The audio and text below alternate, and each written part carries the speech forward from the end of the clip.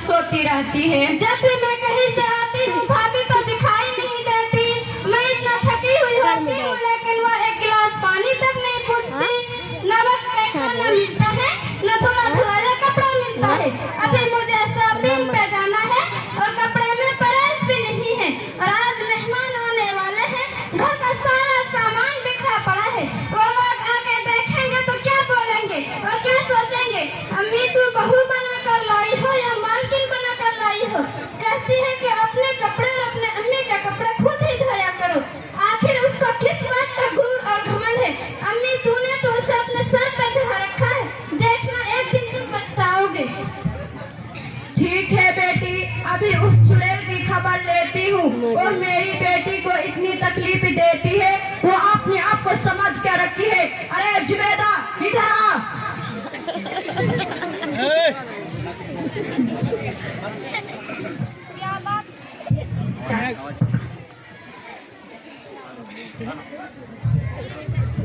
क्या बात है अम्मी?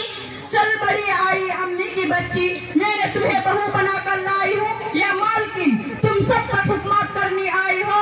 अभी तक मेरी बेटी का कपड़ा क्यों नहीं तैयार किया और वक्त पर खाना क्यों नहीं बनाती? और आज घर में मेहमान आ रहे हैं, तुमने तैयारी क्यों नहीं की?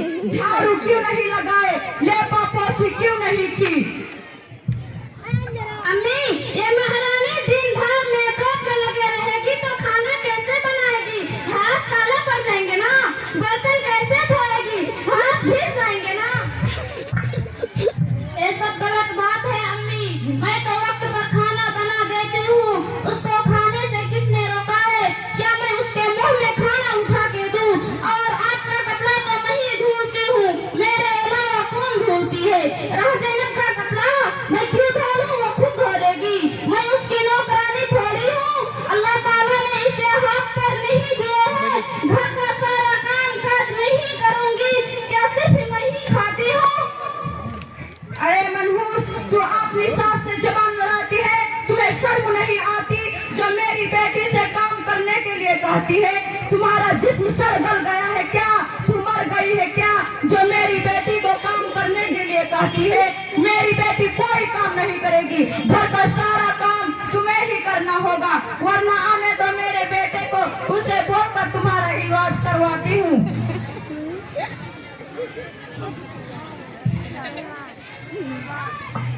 अस्सलामुअलैकुम फातिमा बहन। वालेकुम अस्सलाम आयशा बहन। अरे फातिमा बहन, यहाँ क्या हो रहा है? मैं बहुत देर से देख रही हूँ आप सास बहू आपस में झगड़ रही हो और एक दूसरे को गाली गलौज कर रही हो। आखिर हुआ क्या है? अरे क्या बताएं आयशा बहन, आपको तो मालूम ही है कि आजकल जमाना कितना खराब हो चला है। आजकल बहुएं फैशन परस्त हो गई है, सब घर में हुकूमत चलाती है, सास के बात नहीं मानती, कामचोर बन गई है सब। अरे फातिमा बहन, जमाने को छोड़े, आजकल जो हर घर में सास बहू का ड्रामा चल रहा है वो सिर्फ और सिर्फ इस्लामी तालीमात से दूरी की वजह से है। और जहाँ तक मुझे पता है कि इस तरह के झगड़े में सास बहू दोनों का बराबर हाथ रहता है। और जहाँ तक मैंने पढ़ा है और इस्लाम की तालीम भी यही है कि बेटी औरत अगर बहू की शक्ल में है तो उसकी जिम्मेदारी है तो अपने ननद सास ससुर के साथ हुस्न सलूक करे, घर के माहौल को पाकीज़ा बनाने की कोशिश करे, घर के आसपास को साफ सुथरा रखने की कोशिश करे, सुस्ती काहली गफलत और बुरी आदतों से कोसों दूर रहे, लड़ने लड़ाने का काम ना करे, ससुराल के बातों को वालिदैन और भाइयों तक ना पहुँचाए।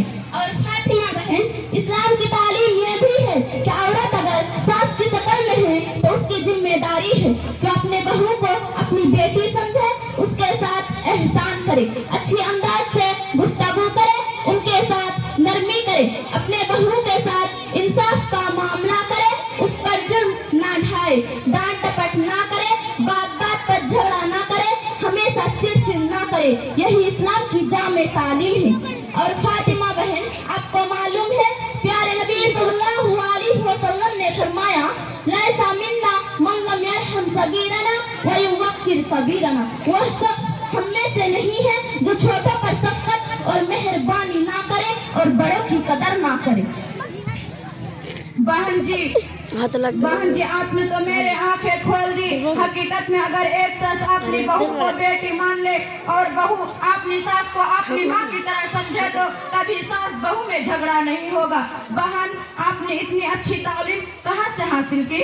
अरे बहन जी, आपको नहीं पता कि रक्सी गांव में कुलिया आयशा सिद्दीका के नाम से एक इदारा चल रहा है जहां बहुत अच्छी पढ़ाई होती है। उस बनात का मकसद ही समाज और माशरे से जहालत को खत्म करना है। मैं उसी बनात में पढ़ती हूँ। बहन जी, मेरे दो बेटी हैं, एक रोजीना और मर्जीना। मैं कल ही जाकर उन दोनों की दाखिला कराती हूँ। माशाअल्लाह, अल्लाह ताला हम सबको सोचने और समझने की तौफीक अता फरमाए।